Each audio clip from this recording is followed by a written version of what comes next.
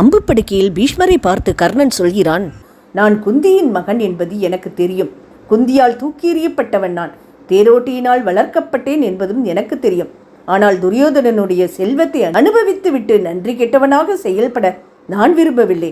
அர்ஜுனனுக்கு உதவி செய்வதற்காக எவ்வளவு உறுதியாக கிருஷ்ணன் நிற்கிறாரோ அதைவிட உறுதியாக துரியோதனனுக்கு உதவி செய்வதற்காக நான் நிற்பேன். என்னுடைய செல்வம், என்னுடைய உடல், என்னுடைய மகன்கள், என்னுடைய புகழ் எல்லாமே துரியோதனனுக்காக என்னால் விடத்தக்கவையே. பூமிக்கு பெரும் அழிவு வருவதற்கான சகுனங்களை நீங்கள் பார்த்தீர்கள், மற்றவர்களிடமும் கூறியிருக்கிறீர்கள். பாண்டவர்களும் கிருஷ்ணரும் சாதாரண மனிதர்களால் வெல்ல முடியாதவர்கள் என்பதை நானும் அறிவேன். ஆனால் அவர்களை எதிர்த்து போர் புரிவதில்தான் நான் மிகவும் ஊக்கமுடையவனாக இருக்கிறேன். யுத்தத்தில் பாண்டவர்களை ஜெயிக்க முயல்வதுதான் என்னுடைய தர்மம் என்று நான் நினைக்கிறேன். என் மனதிலே அவர்கள் பால் கொண்டுள்ள பகையை என்னால் விட முடியாது. அனைவருக்கும் மூத்தவரே, விதியை வெல்ல யாரால் முடியும்? என்னுடைய தர்மத்தை அனுசரித்து நான் யுத்தம் செய்ய விரும்புவதால் எனக்கு போர் புரிய அனுமதி தாருங்கள்.